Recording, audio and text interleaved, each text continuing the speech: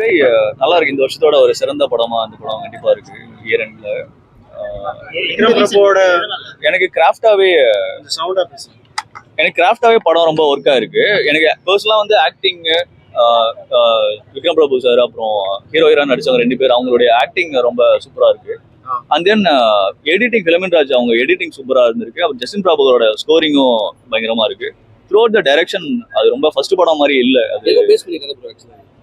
அது ஒரு love story தான் ப்ரோ. ஆக்சுவலா ஒரு லவ் ஸ்டோரி. அந்த லவ் ஸ்டோரியில அந்த பையன் வந்து ஒரு முஸ்லீம் மதத்தை சேர்ந்த இஸ்லாம் மதத்தை சேர்ந்தவன் அப்படின்றதால என்னென்னலாம் பிரச்சனை அவனுக்கு வரும், மறைமுகமா நேரடியா எந்த மாதிரியான தொந்தரவுகள்லாம் அவங்க ஃபேஸ் பண்றாங்க. இந்த மாதிரி பாலிடிக்ஸ் நிறைய படம் பார்த்தாச்சு. மாநாடு அப்படின்னு எடுத்து அது லிஸ்டா போயிட்டு அந்த இதுல இருந்து எந்த டிஃபர் ஆகுது என்ன படத்துல? இது கொஞ்சம் இயல்பா இருக்கு ப்ரோ. நிஜ கதை அப்படின்றதால இது உங்களால இன்னும் கனெக்ட் பண்ணிக்க முடியும். ஆல்சோ இது ஒரு லவ் ஸ்டோரி பேக்ட்ராப்ல வரும்போது எல்லாருமே லவ் பண்றாங்க அப்படின்றப்போ எல்லாருமே அது கனெக்ட் ஆகும். நம்மள மாதிரி தான் அவங்களும் லவ் பண்றாங்க, அவங்களும் மட்டும் இந்த பிரச்சனை வருது அப்படின்ற ஒரு விஷயம் நீங்க கனெக்ட் பண்ணிப்பீங்க. இது கொஞ்சம் நல்ல போலீஸ் இருக்காரு, ஹீரோவே நல்ல போலீஸ் தான் ஆக்சுவலி. ஸோ இல்ல நல்ல போலீஸ் கெட்ட போலீஸ் ரெண்டுமே சினிமாவில் பார்த்துட்டு இருக்கோம். ஆக்சுவலா இவர் கொஞ்சம் சொல்ல முடியாது. நிஜ வாழ்க்கையில இந்த மாதிரி போலீஸ் நானும் பார்த்துருக்கேன். ஆக்சுவலா உதவி பண்ற போலீஸ்கள் நானும் பார்த்துருக்கேன். ஸோ மேபி தெரியல.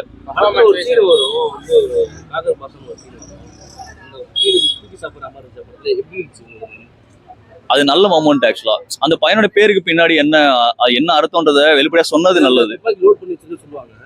ஆமா ஆமா ஆமா அது நான் கவனிச்சேன். அது சட்டை ஒயிட் ஷார்ட்ல வைக்கும்போது காதர் பாஷா ஒரு டைட்டில் பார்த்தேன். அது திரும்ப காட்டுவாங்கன்னு சொல்லிட்டு கவனிச்சேன் நானு. அது ஒரு நல்ல மொமெண்ட் ஆக்சுவலி.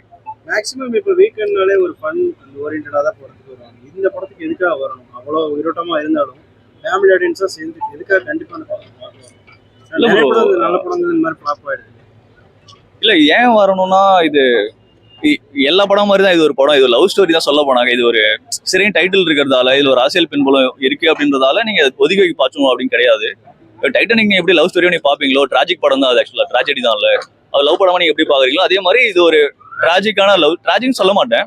இது ஒரு லவ் ஸ்டோரி அவ்வளவுதான். போலீஸ் இருந்தாலே இது லவ் ஸ்டோரி கிடையாதுன்னு அப்படின்னு ஆகிடாது. இட்ஸ் லவ் ஸ்டோரி அவ்வளவுதான். அது படம் பார்க்குறவங்க அனுபவிக்காத அந்த எக்ஸ்பீரியன்ஸ் போயிடும் சொல்லிட்டோம்னாக்கா.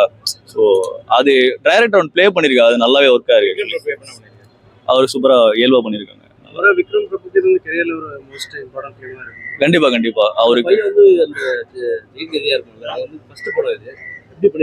அவர் ரொம்ப சூப்பரா பண்ணியிருக்காரு. அவர் இயல்பா இருக்கு அவங்க ஆக்டிங். அந்த பொண்ணுமே சூப்பரா பண்ணியிருக்காங்க. சிறை ஏன்னா கதைக்களம் சிறை அப்படின்றதால அந்த பையன் ஜெயிலுக்கு போயிடுறான்.